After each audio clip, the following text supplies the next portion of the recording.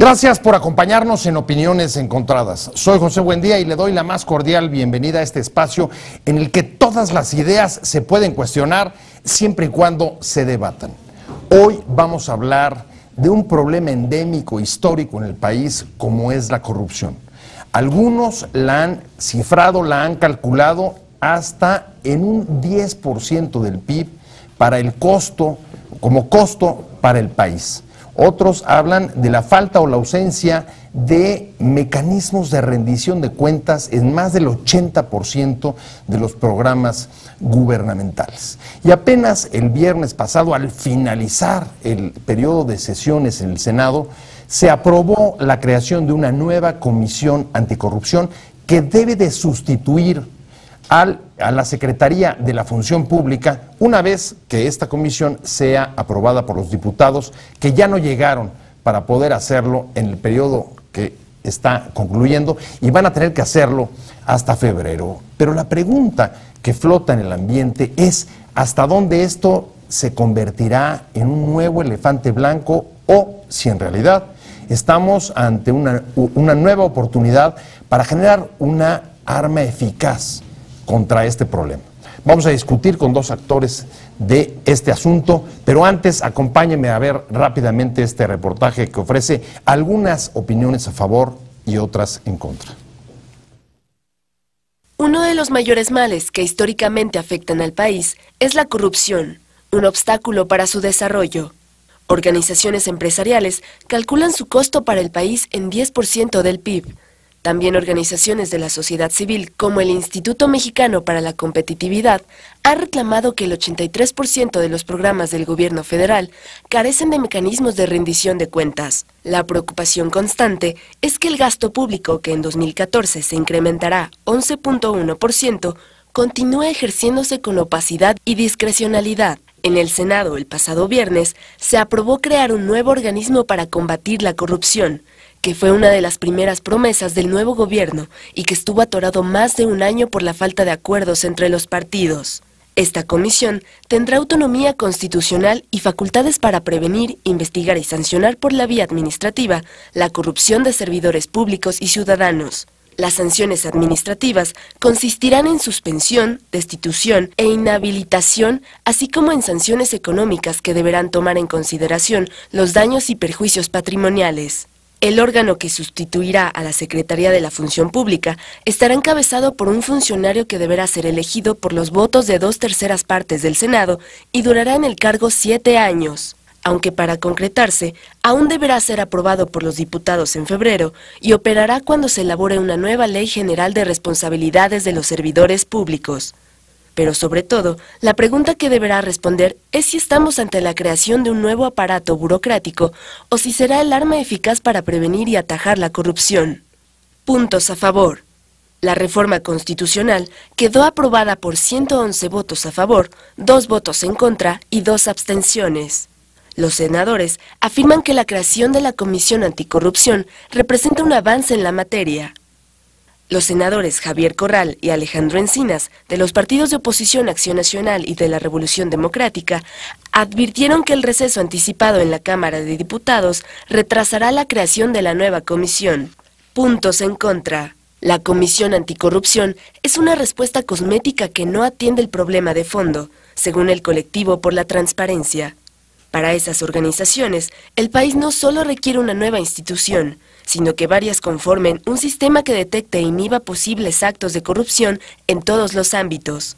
La Comisión Anticorrupción puede significar más burocracia para dar la impresión de que se está en contra de la deshonestidad. Nosotros vamos a discutir sobre la Comisión Anticorrupción que acaba de ser aprobada en el Senado, aunque tendrá que ser validada, tendrá que ser también aprobada en la Cámara de Diputados, pero ante el adelanto del receso, ya esta iniciativa no llegó con los diputados. Pero en febrero próximo, en el periodo ordinario, tendrán que recibirla. Para discutir, para hablar sobre este tema, me acompañan, me da mucho gusto recibir en este foro a Rubén Aguilar. Rubén, muchas gracias por estar aquí con nosotros. Usted lo conoce, Rubén Aguilar, larguísima trayectoria, profesor de la Universidad Iberoamericana, analista político, escritor, ex vocero presidencial y Otras muchas cosas más, que esas se las vamos a decir, pero después. Laura Rojas, senadora Laura Rojas del PAN, ¿cómo estás? Muy bien, Pepe. Con mucho gusto saludarte del auditorio. Y a Rubén, con miedo, porque es un buenazo de la comunicación. Laura, por favor. Bueno, entonces empezamos contigo, Laura, para que tú pongas la agenda, y entonces vayamos más tranquilos. Laura, aprobaron finalmente en el Senado la Comisión Anticorrupción, una de las primeras promesas que hizo el presidente Peña cuando llegó al gobierno. Y me gustaría abrir con esta pregunta, y es, ¿cuál es la diferencia o las principales diferencias de esta comisión respecto a otras instituciones que han existido, como, bueno, a la que viene a sustituir la Secretaría de la Función Pública? Y, sobre todo, ¿dónde estaría, digamos, el punto que puede hacerla diferente para atacar un mal endémico que hasta hoy nadie ha logrado realmente acabar?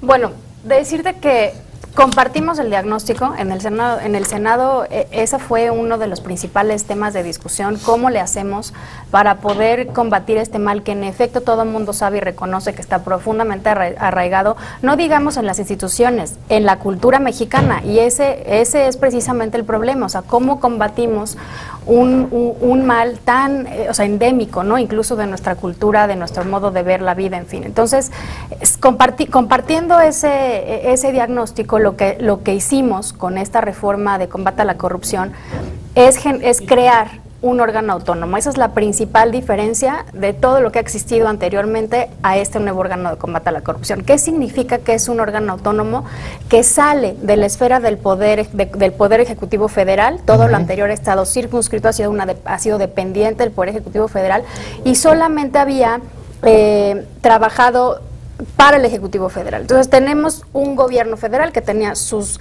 órganos, sus contralores, sus auditores internos en cada una de las dependencias, y una Secretaría de la Función Pública, o SECODAM anteriormente, que los coordinaba y medio se vinculaban. Y luego tenías a los autónomos aparte, al Poder Legislativo aparte, al Poder Judicial aparte. O sea, era juez y parte, quieres decir. No, aparte. Respecto al federal. No, o sea, que lo que quiero decir es que todos estaban desvinculados y descoordinados. Okay. Entonces, teníamos a los órganos, a los estados también aparte y a los municipios aparte, y no había una coordinación de nada. Entonces, tenemos un órgano que lo sacamos del Poder Ejecutivo y que lo ponemos así como que hasta arriba de todos los demás. Y este órgano entonces va a tener competencia sobre todo el Poder Ejecutivo Federal, pero también sobre los autónomos como este, es decir, como el IFE, como la CNDH, como el nuevo IFAI, como todos los autónomos que tenemos ahora, y va a tener una facultad para poder coordinarse con los estados, con los municipios, atraer casos, igual que lo hicimos con el IFAI. O sea, si hay por ejemplo, una investigación pues muy escandalosa a un gobernador Granier, ¿no? Por decir alguno de esos. Entonces, el órgano nacional va a poder atraer el caso por su relevancia, por interés, y poderlo pues resolver a nivel federal. O sea, tendría facultades de investigación. Prevención y sanción. Prevención, investigación y sanción en el ámbito administrativo. Porque hay que recordar que hay tres partes del combate a la corrupción: la prevención, la sanción administrativa, la investigación y sanción administrativa, y luego la investigación y la sanción penal, ya cuando se constituye un delito. Entonces, en cuanto al órgano, esa es la principal diferencia. Pero además la reforma contempla un sistema que lo que pretende es justamente que se coordinen la Auditoría Superior de la Federación, el nuevo IFAI, este nuevo órgano anticorrupción, la nueva Fiscalía General, o sea, la PGR, o sea, el Ministerio Público, porque es una cadenita y todos están enlazados. Y luego este sistema también que se coordinen hacia abajo, es decir, hacia lo local. Entonces son dos cosas: el sistema y también la autonomía del órgano. Esas serían las grandes diferencias de lo que ha habido hasta ahora. Retomo, Rubén, las tres principales características que nos dice Laura: autonomía, un órgano autónomo constitucional, capacidad de coordinación y la capacidad de investigación y atracción de casos en los gobiernos estatales. ¿Para ti es suficiente para atacar este mal? Mira, ¿O compartirías el modelo? A ver, a mí me parece que de lo que yo he podido leer y lo que ha salido en la prensa, que es la única cosa que he visto, pues yo pienso que camina en la dirección correcta. O sea, hay muchas cosas que habrá que ver, cómo la recibe la Cámara de Diputados, qué le quita, qué le pone, y luego pues toda la ley reglamentaria, ¿no? O sea, me parece que en ese sentido es todavía un esqueleto grande, bien orientado, pero que le falta muchísimo para que el esqueleto tome forma, ¿no? Que tenga músculos, cuerpo, etcétera, etcétera. Ahora, a mí, independiente, ya lo mencionó Laura al inicio, a mí me parece dos cosas previas que hay que tomar, porque si no nos vamos a equivocar y los medios se van a equivocar y la sociedad se va a equivocar. O sea, hay en este país se le atribuye a la ley una serie de virtudes que la ley no puede ofrecer, es como magia, hágase la ley, hágase la buena ley y en ipso facto las cosas se van a cambiar y modificar. Eso es evadir la realidad, es no enfrentar la realidad.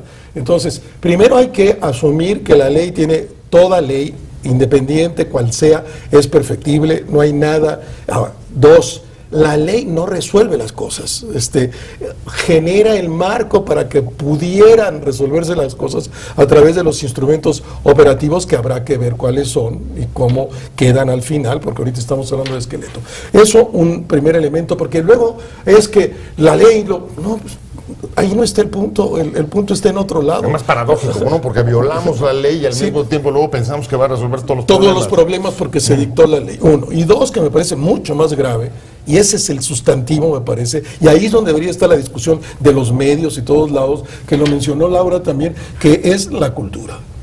Este es un país que no le pone ningún cuidado a la formación en razón a la ética. O sea, se abandonó, si alguna vez lo hubo en la escuela, aquellas clases de civismo que había, que no eran propiamente ética, eran una manera de reproducir el establishment con las cosas que se nos enseñaban, pero yo pienso que tendríamos que acompañar en la lógica de la prevención, uno de los elementos a los que se hace mención, implica para mí reformar el sistema educativo.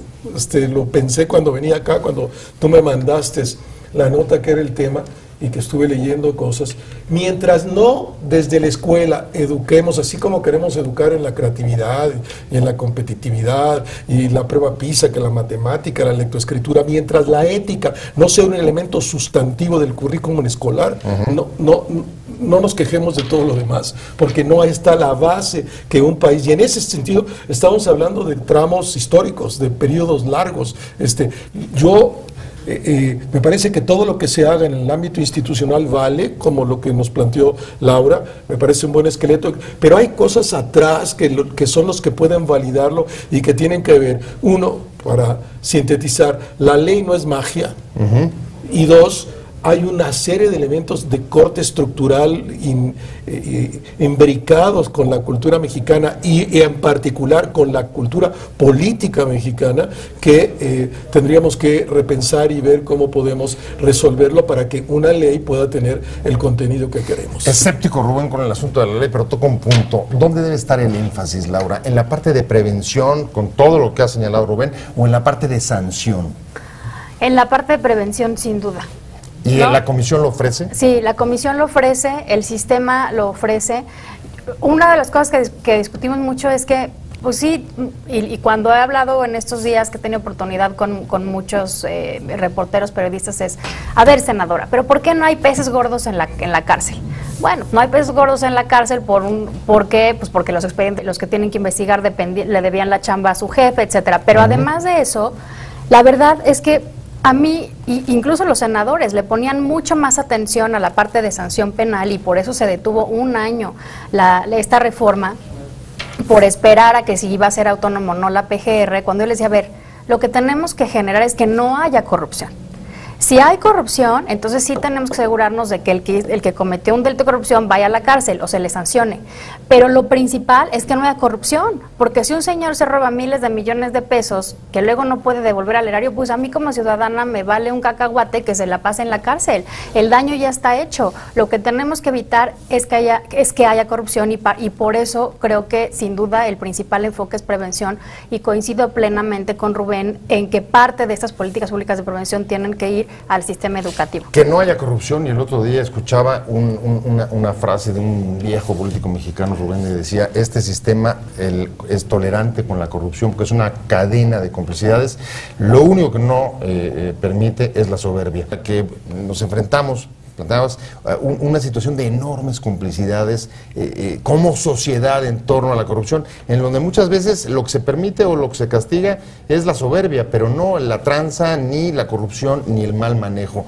¿Cómo lo ves tú, que has sido escéptico, digamos, con la ley?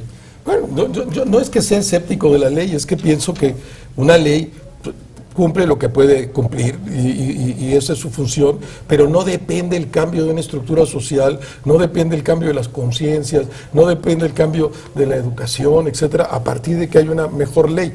La ley bien aplicada puede ofertar una serie de posibilidades, hay que hacerla. Espero que la ley reglamentaria en razón de los 3 campos sea muy buena, pero eso no lo va a resolver, está en otro lado la solución. Eso en todo caso va a ir construyendo sobre la coyuntura, pero los problemas, como se hizo referencia desde el inicio, Laura, con el cual estoy absolutamente de acuerdo, y tú también lo mencionabas, es un problema estructural.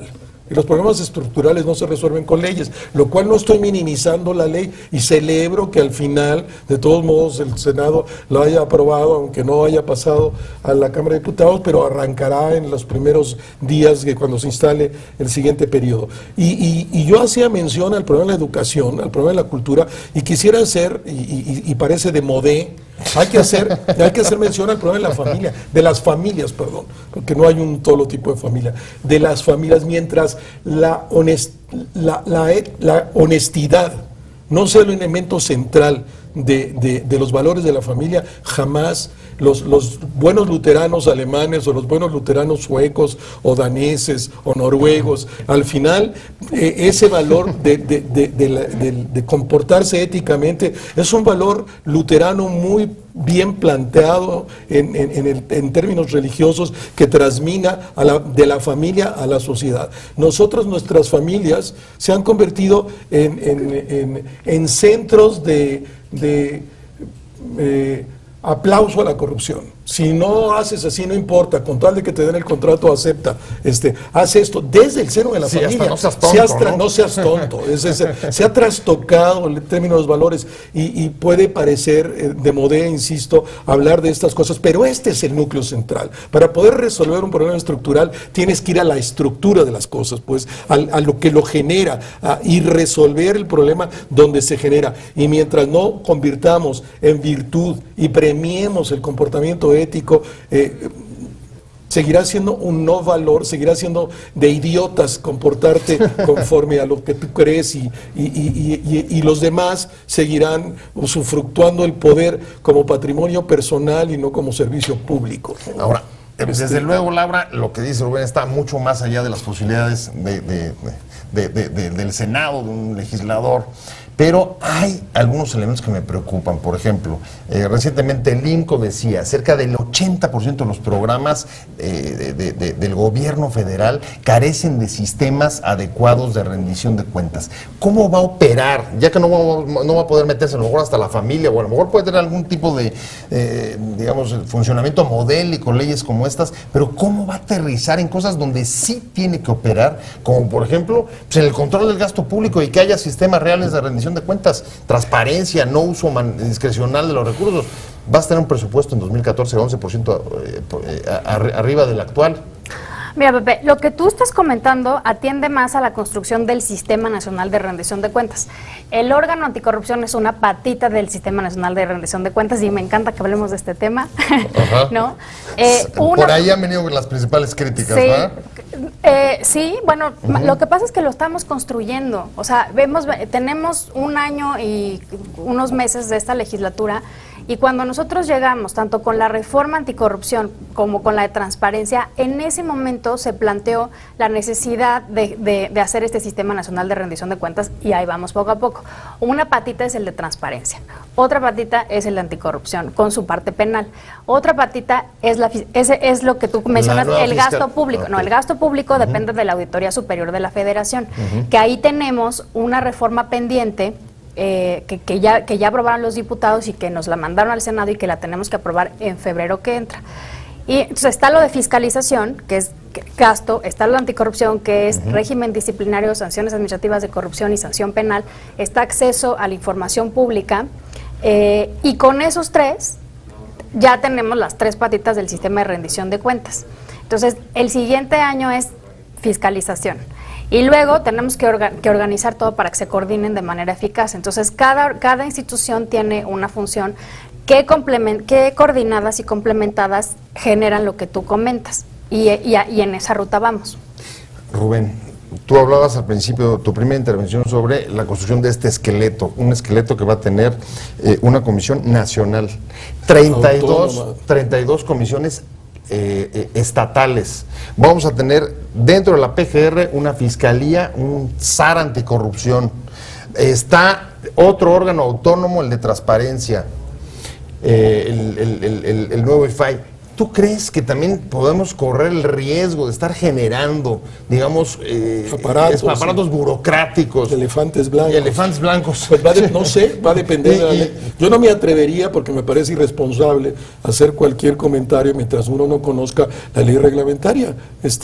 Uno, a partir de que el esqueleto ya está entero y es un completo, pues uno podrá decir, bueno, está muy mal. Yo en principio, los 3 elementos que nos señalaba Laura, el que sea un órgano autónomo y que no esté referido a ninguno de los poderes, sino que actúa sobre el conjunto de los otros poderes, me parecen líneas virtuosas.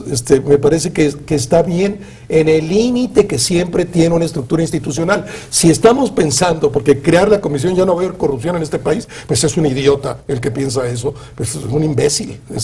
Es no saber cómo funciona la realidad o cómo funcionan los seres humanos, y es vivir en la magia. No puede aportar una serie de cosas, sí, vamos a ver cuando esté definido esa estructura. Lo que sí podíamos, y me parece que sí es objeto de poder hacer observaciones de antemano, antes, es aquellas cosas que como sociedad, los medios de manera particular, las organizaciones de la sociedad civil en su gran amplitud, que consideren que es importante y definitivo que esté en la ley reglamentaria. Que, así como yo mencionaba, si en el ámbito de la prevención no se asume que tiene que pasar algo con el currículum escolar, pues nunca le vamos a pegar. Y si en la ley si en la ley reglamentaria, cuando se abre la prevención, no viene ese elemento, entonces sí lo voy a criticar y voy a decir, ¿por qué no están contemplando lo que lo puede resolver a largo plazo, que es un cambio de la cultura, y eso se genera desde la escuela, etcétera? Pero en principio la estructura del esqueleto me parece que camina en la dirección correcta, sin magia, sin sentido de que eso, porque exista, lo va a resolver. No, lo va a resolver el día que cada ciudadano de este país decida ser honrado. Tendríamos, en este caso, los legisladores, el Senado, los diputados después, el gobierno federal, ser, digamos, mucho más moderado cuando presenta esta clase de iniciativas, advirtiendo justamente eso de que no es un asunto de magia y que los alcances pues serán limitados, y sobre todo que se podrán ver en el tiempo y con otros factores como el educativo, el cambio de valores, civismo. Laura. Yo creo que tenemos es poco sexy a lo mejor.